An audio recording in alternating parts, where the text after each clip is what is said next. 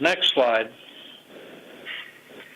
In Ethiopia, we took this same model right after starting Population Media Center and went on the air with 2 serial dramas. Next slide. One in the national language of Amharic that was 257 episodes long, and then a second one in Oromifa, the second most common language, that was 140 episodes long. They both played during the same time period. And we had over half the population listening to the 2 programs, 46% alone listening to the one in the national language of Amharic. Next slide.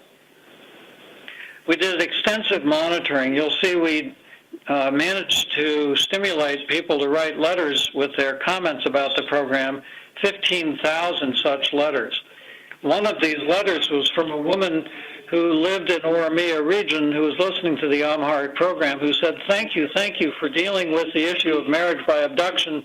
Our own daughter was abducted on her way to school at age 14 and ended up married as a result. And we've been afraid to send our 12-year-old girl to school for fear she would have the same result. After the program played and your character, Wu Balam, had dealt with this issue, our whole village, which had listened to the program, came together and we agreed to enforce the law against marriage by abduction, and it's now safe to send our 12-year-old girl to school. You'll see we did a lot of qualitative research with feedback to the writers, with listening groups and focus group discussions. Next. And at 48 health clinics around the country, we had exit interviews conducted with over 14,000 new reproductive health clients, as well as doing a pre- and post-broadcast quantitative survey of 3,000 people across the country. Next. At the clinics, 63% of the new reproductive health clients were listening to one of our programs, and 26% said that it was one of our programs that caused them to come in for services. Next. Of all the people who named radio, next slide please, of all the people who named radio, 96% named one of our programs, and only 4% named other programs that were on the air. Next slide. You'll see here the increase from baseline on the left, non-listeners in the middle, and listeners on the right in ever use of family planning. The 55 percentage point increase among married women who were listeners in family planning was more than double the increase among non-listeners, and many non-listeners may well have been influenced by conversations with listeners. Next. Some of the data on this next slide may be coincidental. We found that there was a decline in fertility rate of a full child in the Amhara region, and an increase in demand for contraceptives by 157%, and an increase measured by the Demographic and Health Survey carried out just about 2 months after our program ended, measuring current contraceptive use of 133%. Next. In this slide, you see a decrease among listeners in ignorance about how to determine one's HIV status. We had funding from the government of Ethiopia's HIV/AIDS division, and so we promoted awareness of and behavior change to prevent HIV infection, as well as testing to determine one's status. And so people learned by listening to this program that it is possible to determine one's status by testing. Next.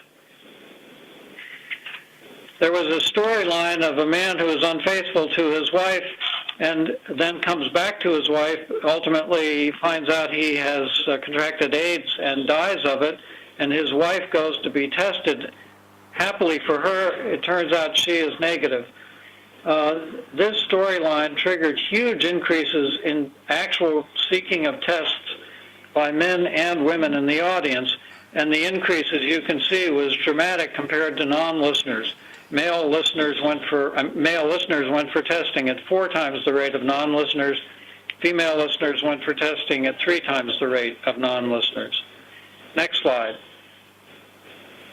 Now I'll run through very quickly just a couple of other examples.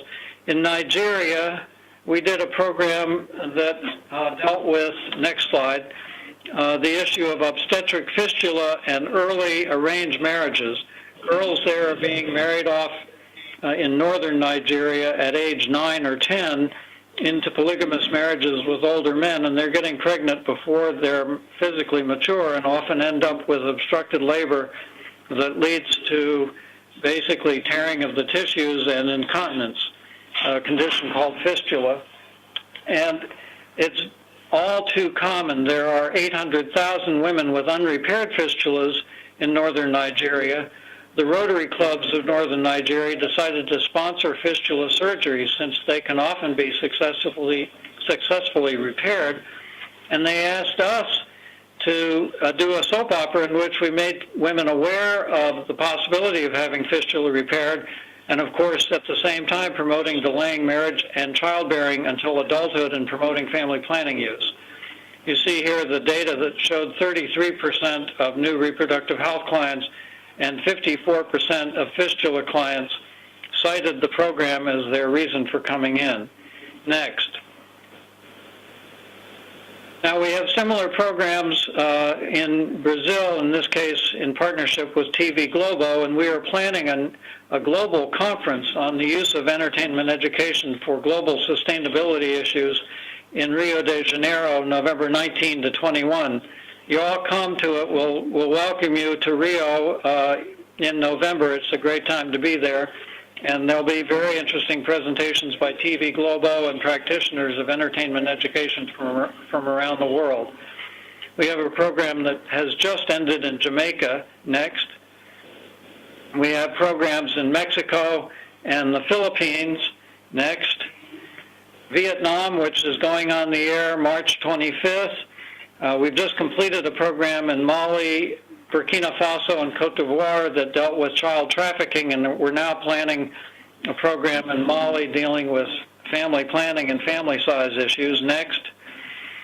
In Rwanda, we're dealing with habitat preservation for the mountain gorillas as well as promoting small family size and use of family planning in a country that is clearly outstripping its natural resources. In our monitoring in November and December at clinics in Rwanda, we found that 57% of the women in the clinics said they had come for family planning because of hearing the program. In Sudan, we dealt extensively with female genital mutilation. There we found in our baseline 28% of the population opposed the practice. By the end of the program, 65% of the population opposed the practice. Next. We've just completed a program in Niger, and we're planning a second one there, and we're just starting 2 new programs in Senegal. Next. And in the United States, in the next slide, you'll see a photograph of Sonny Fox, who is past chair of the National Academy of Television Arts and Sciences, and we are holding an event. We did one at the Emory School of Public Health last year with entertainment professionals, and now we're doing one for the Screenwriters Guild in Hollywood in November, focused on global sustainability issues. We also are planning various other interventions using long-running serialized dramas, including possibly a web novella, which you'll be able to tune into wherever you happen to live. Next. And in this slide, you'll see some of the other countries in which Population Media Center is developing projects. I think that probably exhausts my time, and also if there is time before you break for lunch, I would be very happy to take any questions people may have. Next slide. So thank you very much.